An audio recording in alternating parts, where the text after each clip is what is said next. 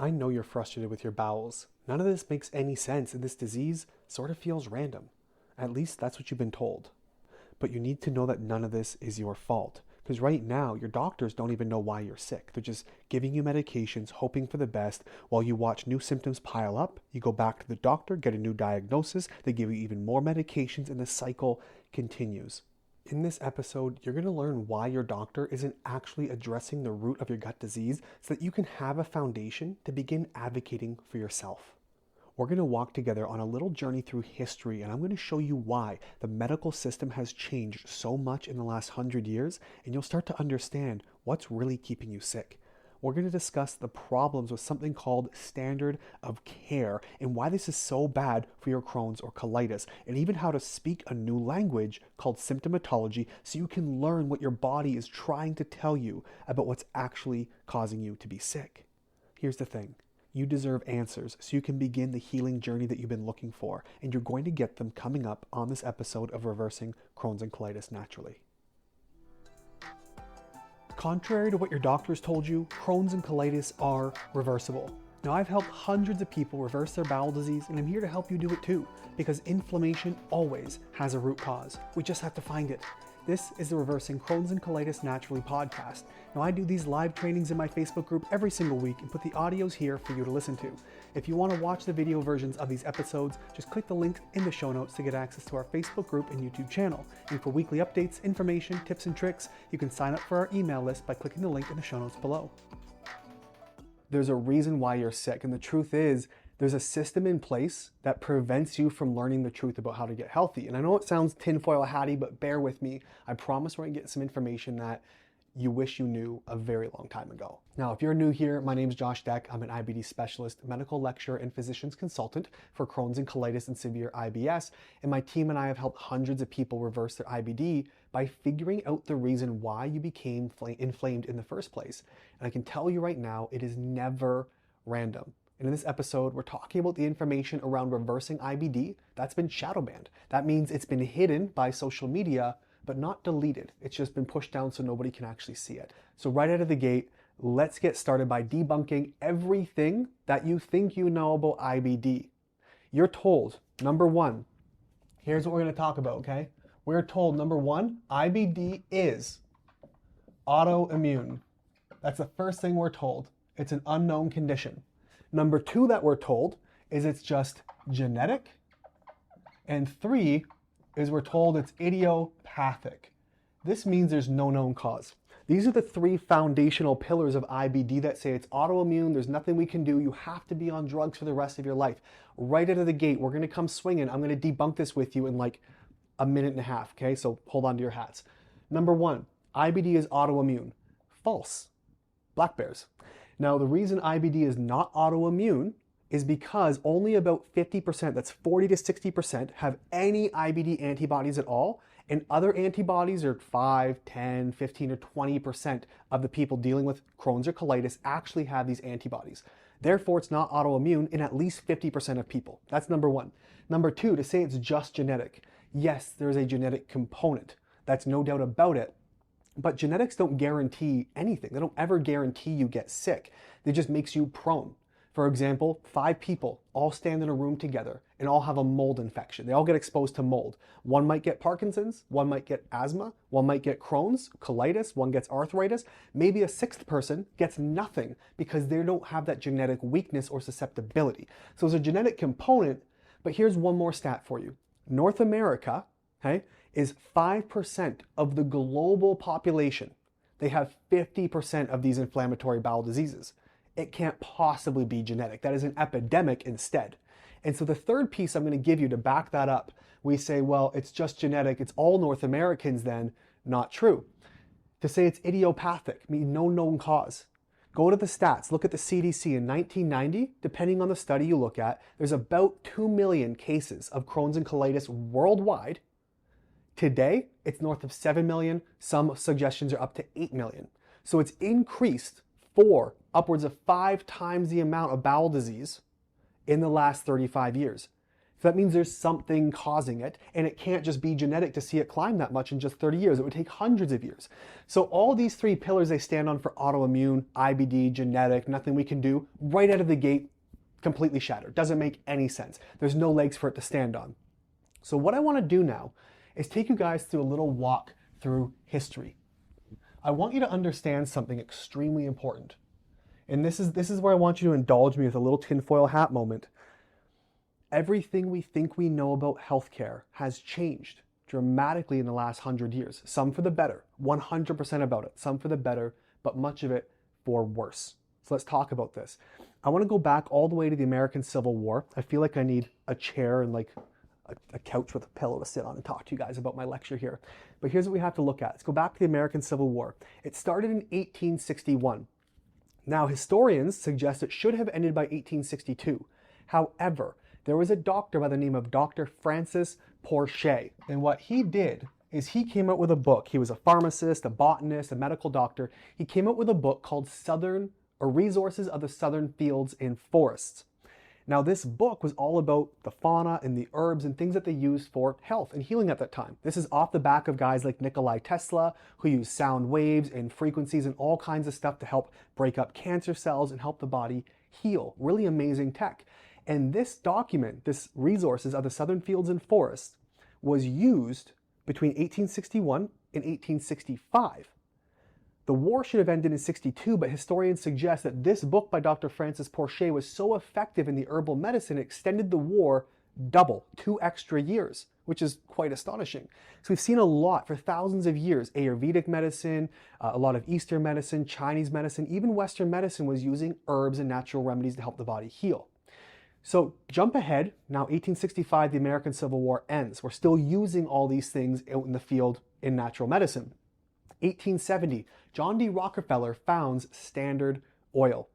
And they found in the early 1900s that they could actually create petroleum-based drugs, pharmaceuticals from these products. And so in 1906, the FDA was established, the Food and Drug Administration. And you got Rockefeller on the heels now finding these different drugs. He pairs up with Andrew Carnegie, steel tycoon. They say, let's change healthcare. So they employed a gentleman named Abraham Flexner, and they sent him out in 1908 all the way across all of the Americas and said, I want you to go study all of the medical curriculums in all the schools across. So in 1908, he goes across to visit 155 different medical schools. And he gathers the curriculums, here's what they're teaching, here's what we need to know about it, and here's what we're going to change. And so guess what happens?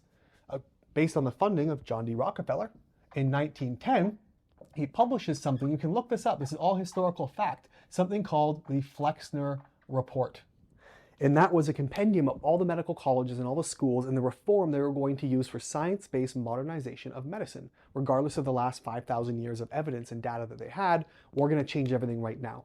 And so after 1910, now it's 1911, John D. Rockefeller sends out expeditions across to say, all the medical colleges, all 155 medical schools to say, hey, I've got your funding now. He invested in the FDA, started taking things over in about 1912, 1914, started taking things over, and he now controls the funding and said, you're going to now change your curriculums to these pharmaceuticals, these petroleum-based drugs, and drop the naturals, drop the frequencies, drop everything you've been using for thousands of years. This is the new one, or you lose funding. About 50% of all schools shut down. And that was the end of Western medicine right there. So they finally closed their doors. They gave in. Half of them gave in to the finances. Half of them said, up yours, we're not doing that. And so now the Rockefellers began reforming the medical schools. They got their hands in the American Heart Association, the American Cancer Society, all these different pies with all these different diseases, and said, we're changing everything. So the medical schools were conforming, they were rewriting the textbooks, rewriting what everybody needs to learn. And so this entire process of reform just happened in the last 100 years, completely shattering the last several thousand. Now, don't get me wrong. There are some really amazing things that we actually get from natural healthcare. There's really amazing things we get from pharmaceutical based. If I'm in a horrible accident, I need to be anesthetized, give me the drugs. Don't put lavender oil on me, get me a surgeon. That's emergencies and surgeries. But chronic inflammatory conditions are the bulk of what the GDP or the gross domestic product. In fact, healthcare takes up 18% of the GDP of the entirety of the USA. 18% of all money made is from sickness and disease. It's worth about $4.7 trillion a year, which is a really shocking number. And so when this whole reform came through and the money started coming up, it started to form something that you guys may be very, very familiar with. I know you've gone to your doctor, you've heard this before. It's something that they call the standard of care. This is how we're going to monetize, level out, and really sort of streamline every treatment product. We get you in, we check your symptoms, we give you a diagnosis, that's your label. It's Crohn's. You have colitis, you have IBS, that's your diagnosis. Therefore, you get these drugs in this order, just like everyone else does. And that's all there is to it. And that's the standard of care. It's supposed to be for the best professional, the most accurate treatments, the best bang for the buck, so to speak. But here's what happens. I'll give you an example. I went through this myself. I had growing up really bad irritable bowel. I've dealt with 15 plus bowel movements a day. I was having 5 and 10 minute transit times. I'd eat, it'd come right out of me. My joints were a mess. My brain was a mess. ADHD through the roof. I was having panic attacks and migraines and suicidal thoughts. It was a mess. My skin, super inflamed, acne down my arms all the way to my wrists. It was up my back and neck. It was everywhere. And so I learned during this process, oh, it's a candida infection. It was actually a fungal issue and I have parasites. Now, not only that, I tested. I got testing done and found candida on my test. I found parasites, which are very hard to do, so they're very abundant. I have all these things, plus dietary logs to say when I eat carbs, I eat the sugars, I eat something I shouldn't, I break out within 24 to 48 hours. My candida gets worse. That's my acne, my joint pain. I have all the symptoms. I went to the dermatologist and I said, hey, here's what's going on. Here's the report. Here are my root causes. I would like some help dealing with this. Can you prescribe antifungals, antiparasitics? He says, no. He says, I recognize, and he says, I'm one of the top dermatologists in the country. I do speeches and presentations on this. I hear what you're saying. I agree that acne can be fungal, but the quote, standard of care, I can give you Accutane, extremely hard on the liver. I can give you antibiotics or a topical cream.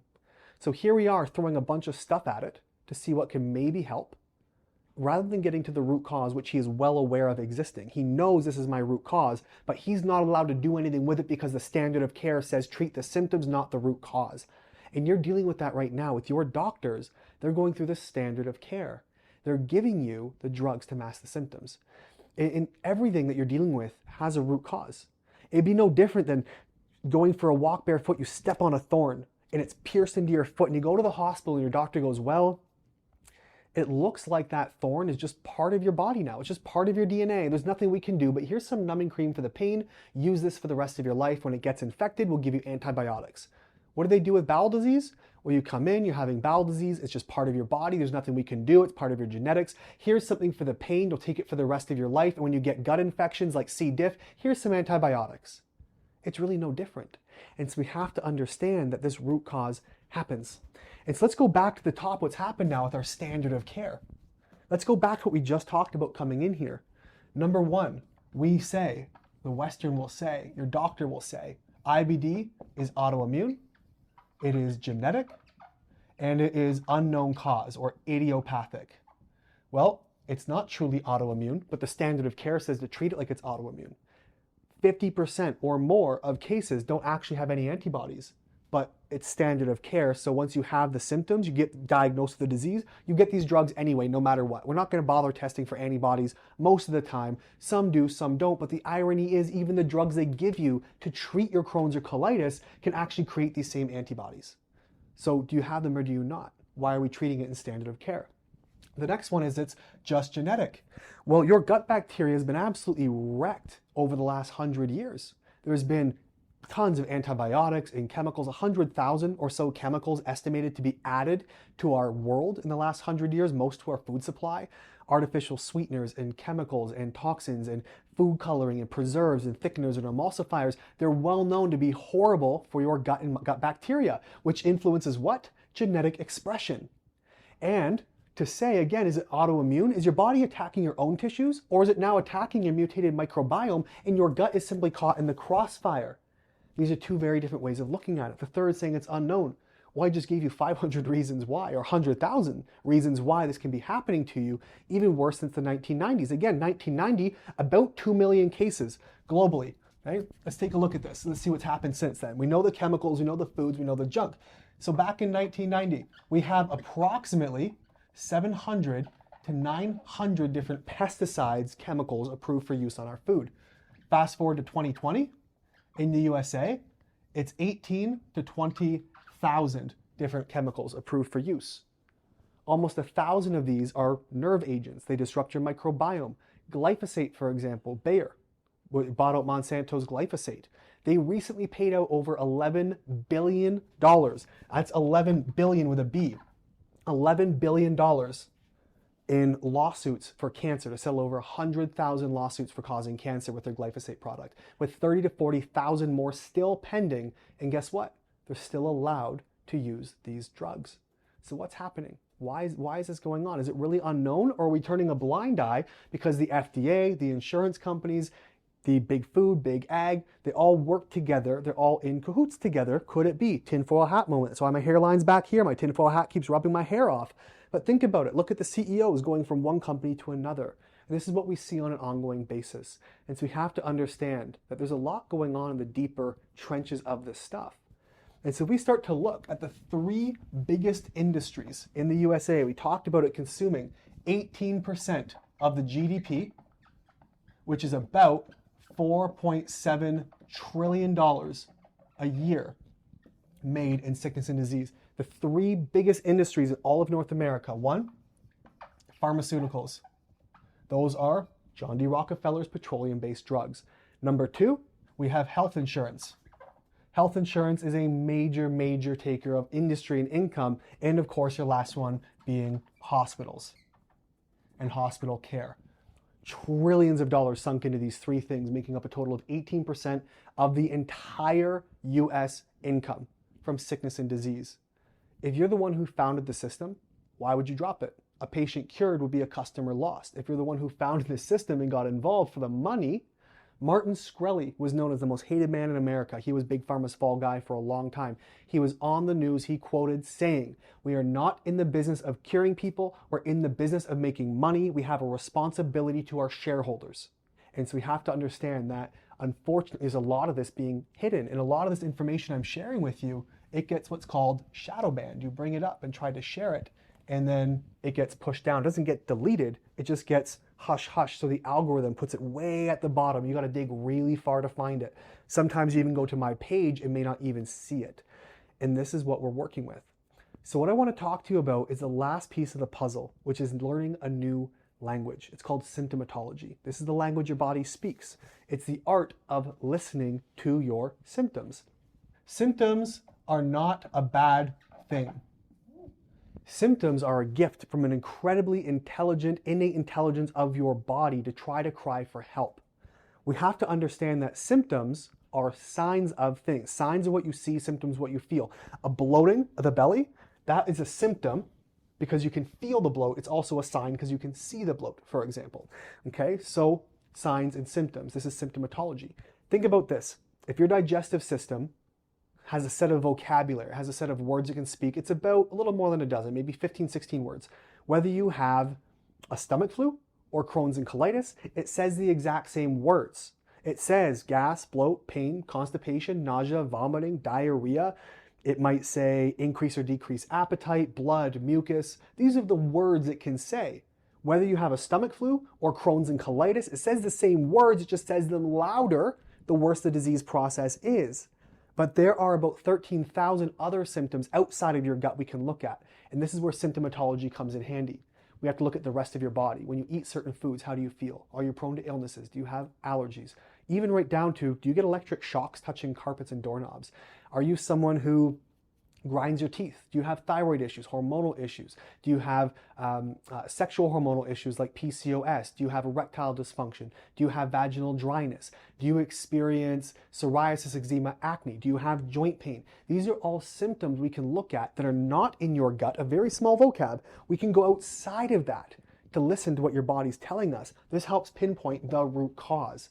We have to learn to speak this new language. When you can connect the dots on symptoms, we don't even need testing most of the time because your symptoms speak louder than most tests. Prime example would be parasites. Now, the best parasite testing, on average, is about 40% accurate. So people come in and go, I got a parasite test, I don't have any.